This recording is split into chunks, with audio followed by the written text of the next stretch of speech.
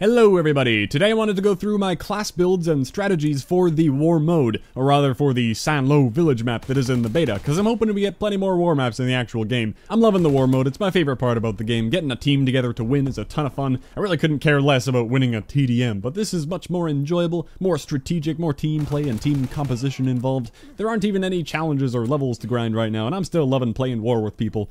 Well, alright. I really didn't imagine myself making any sort of class setup videos, because it's a beta. All these weapons and probably perks too will change, but I'm not going to focus on the actual weapons I'm using. I want to talk about the strategy in war mode of having a different type of class ready for each stage of the war map, and that should apply to the full game, and I suppose also the next weekend of the beta. I'm talking about it like it's almost over, but there's a whole second weekend of it coming up, and it'll be the first weekend for all the Xbox people waiting patiently to try it out.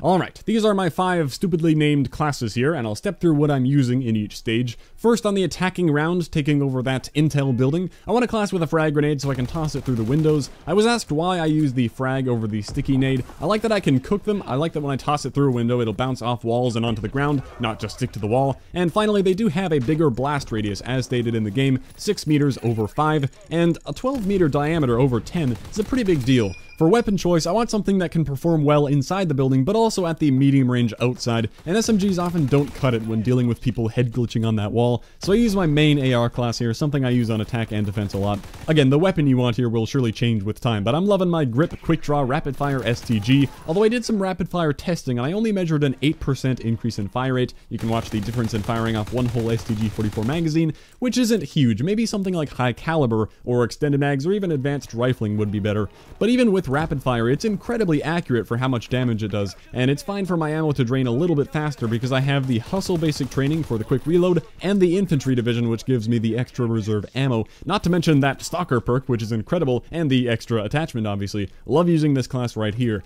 Then we move on to building the bridge though, at which point you absolutely need a smoke grenade to make any sort of progress against a full decent team. So most of the time I swap off to this class to build the bridge, or in the rare case where my team is super involved in smoking off the bridge and throwing themselves on there, I may swap to the sniper class to help watch all the main windows, as well as the very popular barrel and truck window that are in the middle on the other side. All the main areas where the enemy team can sit and deny the bridge builders. It's good to have a couple people on rifles dealing with them, and you don't need all 6 people throwing their lives at the bridge. So I use one of these 2 setups depending on which role needs filling, but in public matches that's almost always the smoke bridge building class. Other people are happy to be getting the kills. The key here is the tier 4 armored division. It was the first one I maxed out. Having that explosive resistance is invaluable. The smoke often leads to people lobbing a grenade in there, and when people typically only have 1 grenade, if this helps you live that explosion, you get a ton of extra bridge progress. Much more valuable to me than getting there a bit faster with airborne, for example. I used to have an SMG on here to just rush the bridge every time, but the gunfights are pretty long range, and sometimes it is good to fight somebody and win instead of just suicide running every time. So I do like having an accurate AR on here, or one of the more accurate SMGs, like the Type 100 seems great even at longer ranges.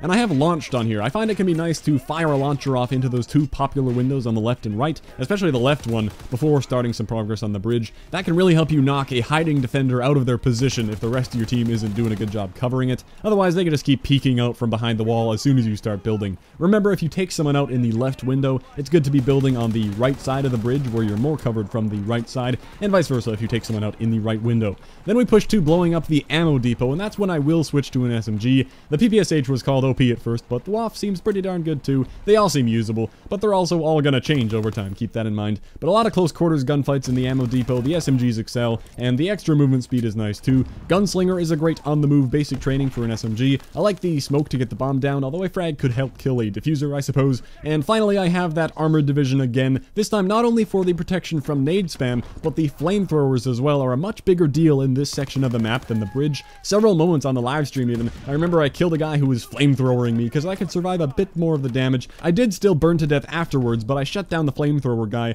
which is very nice. Armored is a great division for objective play in this mode. Finally, moving on to the tank escort, I could stay on that same SMG class for the armored division advantage, and smoke can help you push the tank, but it can also hinder you. I often swap back to the original AR class to be winning gunfights and tossing frags to disrupt the snipers hanging out in the back of the map by the tree. That last 5% of the tank escort on this map is very difficult with the enemies spawning right there. I find you need to push over the right wall and take control of that trench on the side opposite the church. Maintain control of that area. You can't have an enemy sitting in there. have somebody else watch the inside of the church, and another guy escorts the tank on the right side, maybe with a fourth person using that notch in the wall to support and make sure the snipers in the back are dead. That's usually how we got it done in our live stream team. It seemed like owning the trench was always what turned the tide and allowed everyone to take more forward positions. So there you have the attacking round and the stuff I usually use for that. You can let me know what you would do differently, because these are just some preferences I've grown to enjoy using. I certainly don't think I have the answer key. Now talking about the defense, and there isn't nearly as much to say. I usually start off with the same assault rifle class for all the same reasons, tossing the grenade into the building, winning gunfights in that more open area, and building up that wall there is a big part of holding them off.